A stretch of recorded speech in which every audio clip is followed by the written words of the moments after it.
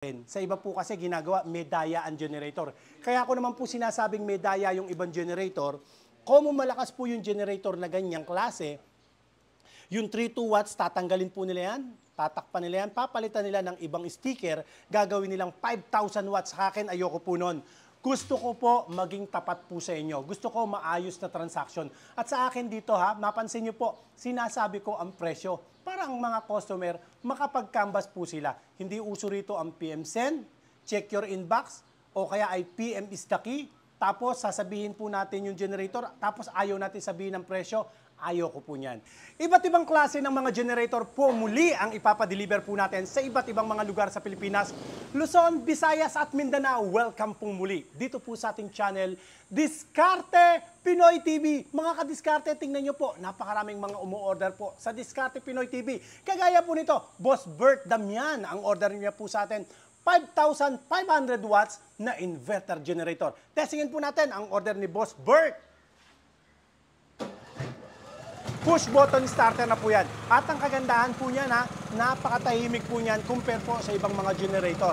Ang katunayan, tatabihan ko po yung generator na ito, samantalang ako po ay nagsasalita para magkaroon po kayo ng idea kung gaano nga ba kalakas lang ang tunog nito. Napakahina compare po sa boses ko. Kasi kung malakas po ang tunog ng generator na ito, hindi nyo na po ako maririnig. Yan. Meron po siyang handle. Tapos ang kagandahan ng generator na ito, meron din po siyang display po dyan kung ilan na po yung konsumo po natin sa kuryente at ilan pa po ang available. Push button starter na po siya. Salamat po. Patay na natin. At ang presyo lang po niyan, presyo lang po niyan, 55,000 lang po yan mga kadiskarte, 5,500 watts na inverter generator. Ang inverter generator po mga kadiskarte, mas matipid po siya sa gasolina. Ang inverter generator, mas tahimik po ang tunog niya, kaya mai-advise ko po yan sa mga dikit-dikit po ang bahay o kaya ay nasa mga subdivision. Kasi pagka bumili po kayo ng maingay na generator, baka hindi nyo rin po magamit dahil magrereklamo ang kapitbahay. Pero ang Allen inverter generator, bukod sa tahimik, matipid po yan sa gasolina, pero napakalakas po mag-produce po ng elektrisidad ng generator na yan. Salamat po, Boss Bert. Sunod po natin si Boss Randolph ng Mangaldan, Pangasinan. 3,200 watts ang order sa atin. Push button starter na rin po siya. Ayan, salamat po. Ang kagandahan po nito, meron na rin po siyang gulong. Kung gusto nyong ipahiram sa kapitbahay o magka-camping, madali po natin siyang mabibitbit. Ayan po siya. Okay, salamat po. At ang presyo lang po niyan, mga kadiskarte. 2-in-1 na nga muna po pala siya, 3-in-1. Ibig sabihin, pwede natin po siyang hilahan, recall starter, pa-startin. Pwede rin po natin siyang i-start sa pamamagitan naman ng push button starter. At sa kagandahan po rito mga kadiskarte, sa atin sinasabi ko po ang presyo para makapag-canvas po kayo. Presyo lang po niya 39,500. 39,500, kaya po niyang mag-operate ng dalawang aircon na sabay, 1.5 horsepower na inverter. Tapos po, kaya rin niyang sabayan pa ng dalawang ref. Isabay mo pa, pati ang ventilador, dalawa. Sabayan pa po ng dalawang TV. Siyempre, ilaw, mga 10 ilaw, kaya pa po niyan. At kahit isabay mo pa po ang internet at laptops, kayang-kaya yan.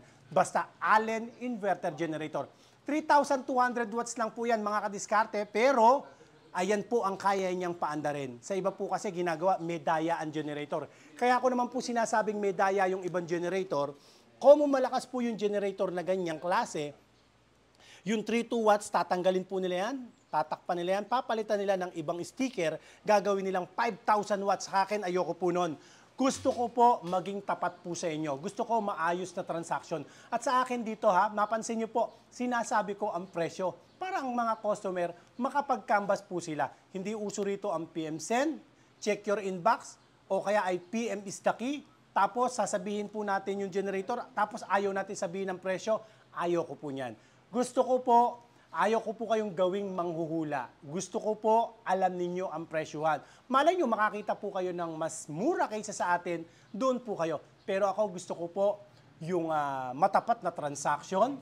Gusto ko po ay maayos pong serbisyo po sa inyo. Dito sa Diskarte Pinoy TV, pag dito po kayo bumili, meron po kaming cellphone number na palagi niyang pwede niyo pong makontak at iyan po ay customer service na rin po. Actually, kahit hindi niyo nabili sa amin ng unit o generator, may katanungan po kayo, anong oil ang ilalagay, gaano karami ang ilalagay, anong gasolina ang ilalagay, ayaw umistart ng generator ninyo, hindi nyo naman sa amin nabili ha, wala pong problema yon. Pwede po kayo magtanong dyan sa ating cellphone number. Much more, lalo na, kung sa amin nyo po nabili ang generator. Pero kahit hindi nyo sa akin nabili, masaya po kaming pagsilbihan po kayo. Ganyan po sa Diskarte Pinoy TV.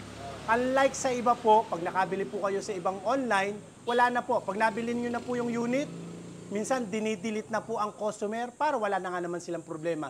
Sa akin, ayoko po nun. Masaya po kami mga kadiskarte na pagsilbihan po kayo.